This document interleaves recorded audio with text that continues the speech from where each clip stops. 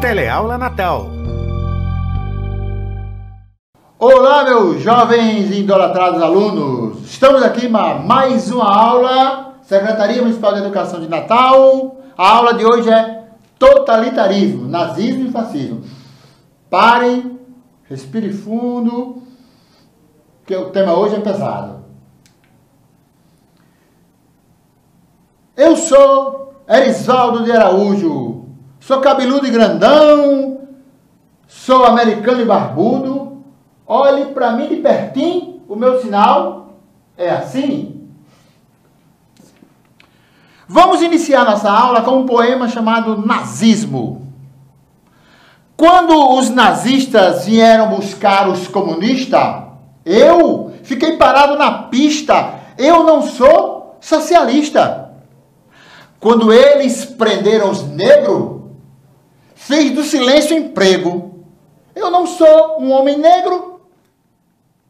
Quando eles vieram buscar os homossexuais, eu, numa atitude virginal, nem pensei em sentir-se mal. Eu não sou homossexual. Quando eles buscaram os religiosos, parado em pé, fui covarde e preguiçoso. Eu não sou um homem de muita fé. Ainda dentro do plano e por maldade, também mataram os ciganos. Fiquei parado. Parece que foi um engano. Quando eles vieram me buscar, já não havia ninguém que pudesse me salvar. Este poema é meu. Na verdade, eu faço uma releitura de um poeta alemão chamado Martin. Esse poema é importante para nós trabalharmos o nazismo. Por quê? Porque o nazismo e o fascismo são dois regimes totalitários que têm alguns inimigos básicos. Primeiro, os comunistas. Professor, por que os comunistas são inimigos dos nazistas? Comunismo vem de comunidade, de sociedade em grupo. E o nazismo é a sociedade do indivíduo, do líder, da autoridade, do homem que manda. E os socialistas? Os socialistas também é uma sociedade grupal, uma sociedade do sindicato, uma sociedade do coletivo. E os nazistas, mais uma vez, se opõem ao coletivo, se opõem aos sindicatos. E os negros, professor? Por que os nazistas se opõem aos negros? Porque os nazistas e os fascistas trabalham o princípio da supremacia branca. Eles acreditam que uma determinada raça é mais importante do que a outra. Neste caso, homens e mulheres negros, homens e mulheres negras estariam fora dessa classe. Professor, e por que os nazistas se opõem a homossexuais? Os nazistas vão trabalhar como princípio a ideia de uma família tradicional. Você que está me assistindo, você sentado aí. Sua família tradicional, ou você tem meu irmão, você mora só com o pai, mora só com a mãe, mora com a avó. Os nazistas criaram uma ideia de uma família tradicional e criaram uma ideia de uma vida amorosa tradicional. Então eles se opõem aos homossexuais porque eles se opõem ao amor entre pessoas do mesmo sexo. É puro preconceito e nada mais do que isso.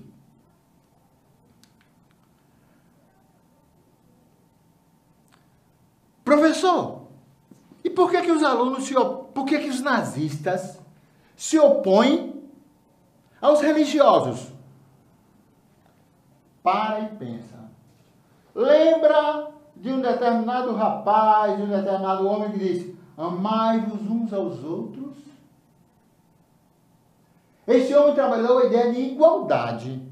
E os nazistas se opõem à igualdade. Então, com a religiosidade cristã, em determinado momento, trabalha a ideia de amar o próximo, de amar o outro, os nazistas só pensam em autoridade, supremacia, poder, arma. Por isso que os religiosos também foram perseguidos. E os ciganos? Por que os ciganos também foram perseguidos? Tem uma ideia muito estranha. Para que você una uma determinada sociedade, você tem que arranjar um inimigo comum. Você tem que arranjar, e um inimigo preferencialmente fraco. Fraco no sentido que não tem exército, que não tem Estado. Os ciganos entram nesse grupo. Ciganos são homens de extrema liberdade, que viviam circulando pela Europa, praticando atividade comercial. E os nazistas se opõem à liberdade. E usavam os povos que não tinham Estado, que não tinham exército, que não tinham uma força, como ciganos e judeus, para mostrar a sua força. Eles não vieram me buscar. Mas não podemos deixar que essa ideia volte. O que eu estou falando para vocês é uma mentalidade da metade do século passado. Mas hoje, em algumas sociedades, em alguns países, essa mentalidade nazista, essa mentalidade da supremacia branca, que achar que você, por ser de um determinado país, é melhor do que um membro de outro país. No caso do Brasil em particular, você já até ouviu falar que as pessoas em determinado lugar se opõem ao nordestino. Eles são nazistas? Não, mas essa mentalidade de se opor a um determinado grupo é uma mentalidade que vem do nazismo. E não podemos deixar isso acontecer. Agora eu apresento para vocês aqui duas imagens, dois jovens rapazes. Benito Mussolini e Adolf Hitler. Esses dois senhores são literalmente os responsáveis por essas duas ideologias, essas duas mentalidades, esses dois conceitos, nazismo e fascismo. Mussolini seria o italiano e Hitler o alemão. Quer dizer que esses homens chegaram, tomaram o poder e destruíram? Não, esse é o perigo. O nazismo, o fascismo, o autoritarismo é uma mentalidade e às vezes ela vai chegando na sociedade de maneira gradativa, de maneira suave. Nenhum dos dois formou um exército, invadiu o seu país, invadiu a sua cidade e dominou tudo. Não. Chegaram no poder de maneira gradativa, foram convidados pelo Supremo Poder para fazer parte do Estado. E gradativamente, devagarzinho, foram implementando essas ideias que nós falamos no poema. Essa ideia da supremacia branca, essa ideia da valorização da arma, essa ideia de achar que a ciência não resolve as coisas, essa ideia do líder, o homem todo-poderoso. Então, olha esses jovens rapazes. Mussolini, Adolf Hitler. São esses jovens senhores que propagaram pela Europa essas duas ideologias, essas duas formas de pensar, e cada um, em seu país, divulgou, propagou e colocou em prática todos aqueles ideais que nós tratamos no poema anterior. Eu trago aqui agora uma Coca-Cola para vocês, um símbolo da Coca-Cola, um drink da Coca-Cola. Professor, eu já vi esse símbolo. Esse símbolo é do nazismo. Mas como pode? A Coca-Cola seria nazista? Não.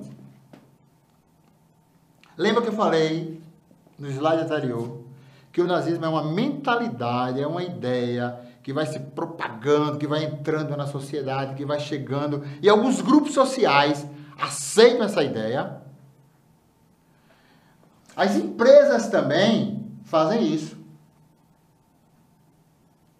E o que eu quero que eu trago esse símbolo aqui para vocês perceberem. O nazismo, que nós sabemos hoje, que foi um mal que passou pela humanidade, que foi um mal que matou milhões de pessoas, que foi um mal que o mundo ocidental vai unir o seu exército para combater. Porém, essa mentalidade, antes de tornar-se essa crueldade que foi o nazismo, ela foi aceita. Foi aceita por empresas, foram aceitas por grupos sociais, foram aceitas individualmente por inúmeras pessoas. Professor, e essas pessoas que aceitaram são nazistas? Não. Essas pessoas que aceitaram simplesmente embarcaram nessa mentalidade de que o meu país, no caso da nossa aula, Alemanha e Itália, precisa de um homem todo-poderoso para resolver os problemas. Pior, o meu país, não esqueça que eu estou falando da Itália e da Alemanha, precisa de alguém do exército, de alguém das Forças Armadas, para impor respeito, para impor moral. O meu país precisa de um líder, de alguém que comande e acabe com os males da sociedade. Lembra do poema? Quem eram os males? Homossexuais, negros, religiosos, cientistas, artistas, mulheres. Porque sim, o nazismo e o fascismo são machistas. Querem uma mulher obediente, uma mulher que fica em casa. Não querem uma mulher que exponha suas ideias. Então, esse símbolo que vocês estão vendo na tela, uma suástica da Coca-Cola, era um presente doado pela Coca-Cola aos seus consumidores. Ou seja, o símbolo da maldade, que se torna o nazismo, foi aceito por inúmeras empresas, por inúmeros grupos sociais, por inúmeras pessoas.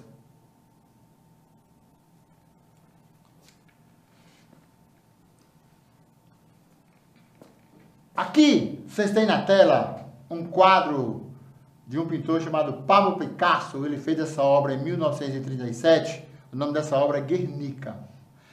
Se você, olhando a obra, você tem ali alguns elementos importantes. Primeiro, todas as coisas que aparecem na obra estão em pedaços. É um pedaço de touro, um pedaço de cavalo, um pedaço do ser humano, é um braço. E aqui eu quero dizer uma coisa a vocês. Os nazistas se opõem aos artistas, se opõem à arte. Inúmeros artistas, inúmeras pessoas foram presas por governos nazistas, por governos totalitários. Por quê, professor? Qual foi a sua grande maldade? Escreveram um livro. No Brasil, no tempo da ditadura de Getúlio Vargas, um escritor foi preso, escreveu um livro. Graciliano Ramos. Para fazer raiva, ele vai e escreve um livro na cadeia, A Memória do Cárcere, leiam. Mas voltando aqui, a nossa obra Guernica. Esta obra é uma representação de um ataque de um poder totalitário na Espanha. E o artista faz essa maravilha. Vamos analisá-la. Primeiro, nada está inteiro, tudo está aos pedaços. Por quê, professor? Essa é a crueldade do poder totalitário. Destrói, quebra, danifica, rasga, mata. No canto da tela tem um corpo gritando de dor. É isso que o regime totalitário faz. É isso que os tiranos fazem. Nos levam à dor, ao sofrimento. Professor, mas eu vi ali no canto um touro. No caso da Espanha em particular, o touro é um elemento importante. Mas também foi cortado. Também nós vemos parte do touro. Professor, e aquele olho ali em cima? Esse é o olho que tudo vê. É como se o artista dissesse: estamos vendo a crueldade, o sofrimento que o nazismo, que o fascismo, que os regimes totalitários, que os governantes tiranos, que não gostam de ciência, que não gostam de professor, que não gostam de artista, fazem com o nosso povo. O quadro é espanhol, mas representa o sofrimento e a dor de qualquer povo que seja ou que tenha sido governado pelo tirano. Ontem, e devemos nos preocupar com hoje. Professor, para acabar com isso, o que fazemos? Liberdade, democracia. Se a sua liberdade te traz algum problema, se a tua liberdade te traz algo desagradável, aumente sua liberdade.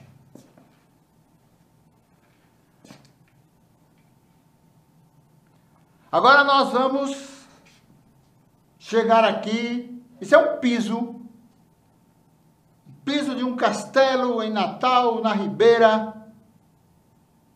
Professor, quer dizer que o nazismo chegou em Natal? Quer dizer que em Natal morava pessoa que era fascista, nazista, tirano, autoritário? Não é isso. Lembra que nós falamos que essas mentalidades, que essa ideologia se propaga por várias camadas sociais? Nem todo mundo que simpatizava com o nazismo tinha conhecimento pleno das atrocidades, das desgraças, da violência que aquela ideologia fazia. Lembra que eu disse que o tirano nazista, ele assume o poder para salvar a economia. Daqui a pouco falaremos disso. Ele assume o poder para salvar a sociedade. O cara se apresentava como fosse o paizão da sociedade, aquele que vai resolver todos os problemas, aquele que vai destruir todos os inimigos. E as pessoas que acreditavam nesta frase, resolver os problemas do país, ou destruir os inimigos do país, encampam nessa ideologia, fazem propaganda desta e são inocentes das atrocidades que são praticadas. No caso, por que eu trouxe um piso de um castelo em Natal com o nazismo? Que eu quero que vocês percebam que o nazismo e o fascismo são ideologias que vêm lá da Europa, mas essas ideologias vão povoar todo o planeta. Praticamente no Ocidente, na Europa e em toda a América, você encontrará elementos do nazismo. Não é que em Natal nós temos tiranos nazistas. Não. Nós tínhamos pessoas que simpatizavam com essa ideologia. Pessoas que pensavam: ah, eu sou branca. Sendo eu branca, já me basta. Pessoas que achavam que os sindicatos não faziam nada de bom. Pessoas que achavam que o homem negro era menor do que ele. Pessoas que achavam que os artistas são doidos, pirados. Então, essa imagem de um piso com a suástica é para vocês perceberem que o nazismo, apesar da sua crueldade, ele está presente em vários campos da sociedade, está presente em vários países além da Itália e da Alemanha, está presente na nossa linda e bela cidade chamada Natal. Quando você for à Ribeira, visite.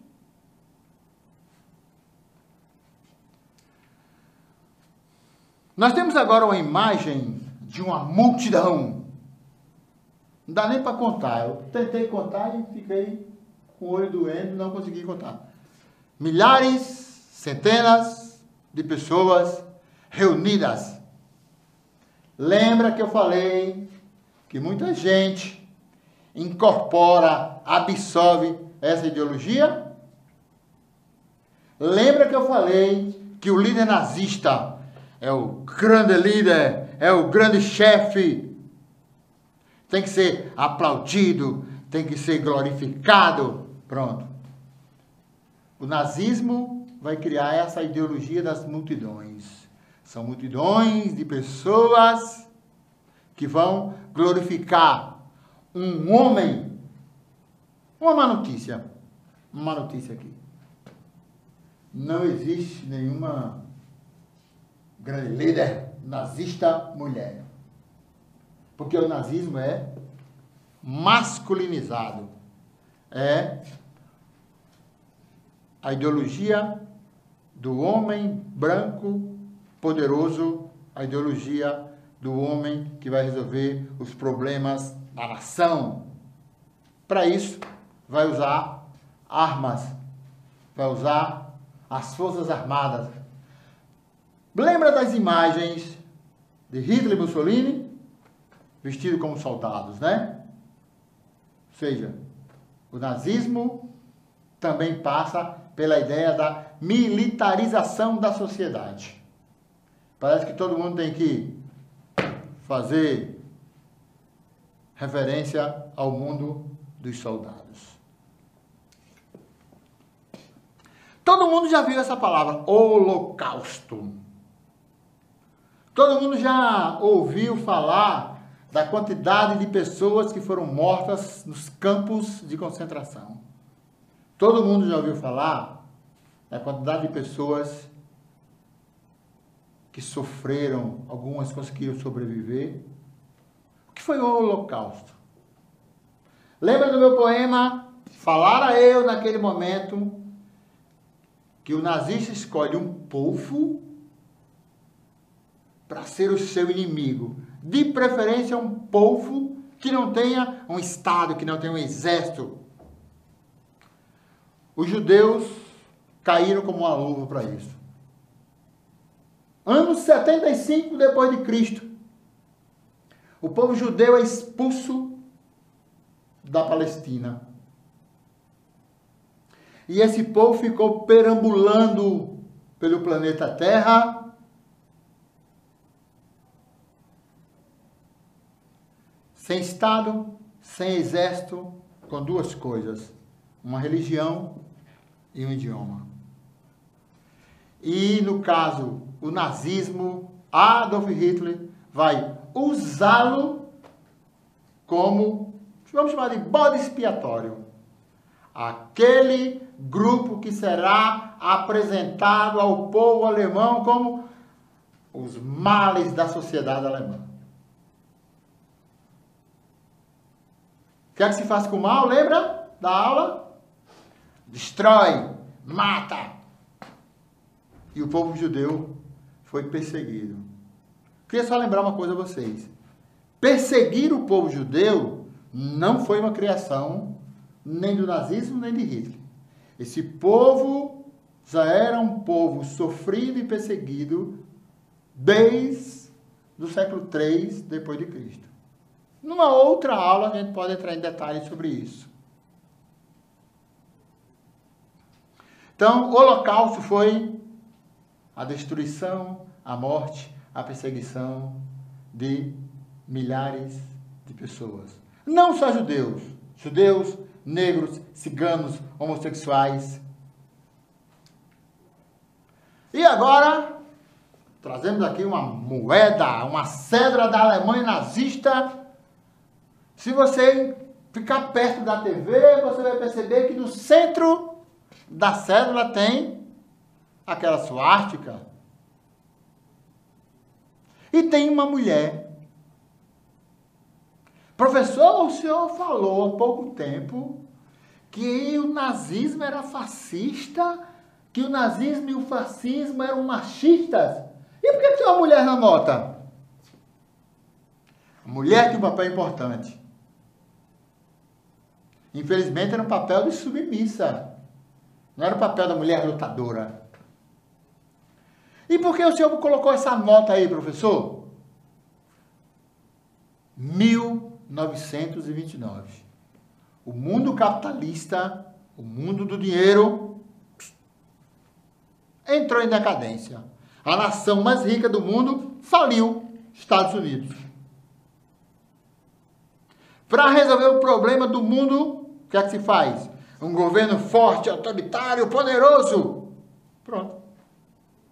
O nazismo vai usar a crise econômica mundial, no caso em particular da Alemanha, para que Adolf Hitler coloque em prática todas as suas ideologias. Quais ideologias, professor? Volta lá no poema.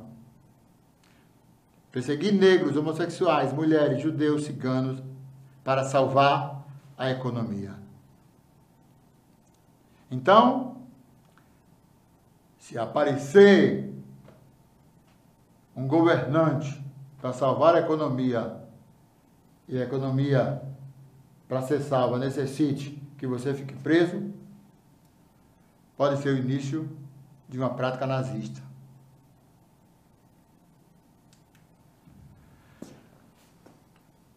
Aqui vocês têm na tela dos grandes artistas da história da humanidade, Charlie Chaplin, com a bola na mão, na verdade o globo terrestre. Isso é a cena de um filme, O Grande Ditador, onde Charlie Chaplin faz uma paródia, onde ele seria Adolf Hitler. Lembra que eu disse a vocês que o nazismo é inimigo dos artistas? Lembra da obra do quadro de Picasso? Porque os artistas é o exemplo maior de liberdade. O nazismo é o elemento da dominação e a arte é o elemento essencial da liberdade. E Charlie Chaplin, nesse filme, faz uma zombaria, zomba dessa ganância de poder que tem o tirano nazista para dominar todo o planeta. Vejam o filme, O Grande Ditador, e vocês vão perceber como é triste aquele homem que quer governar o mundo. E para isso, quer destruir a arte. Quer liberdade? Vai fazer arte. A nossa aula está chegando ao fim e, como a liberdade passa pela arte e a arte é o caminho mais gostoso que a liberdade pode trilhar, eu vou terminar a minha aula com um poema. Charlie Chaplin, no filme, ele faz essa inversão das coisas. O nazista é o grande tirano e o artista não quer mandar em nada. O artista só quer viver e sonhar. Aí eu digo, não me chamem para governar. Não sei criar a ira do imperador. Não consigo fazer-me opressor. Sou livre, poeta e professor. Minha dor, quem governa é o amor. Muitíssimo obrigado a todos e desejo que estudem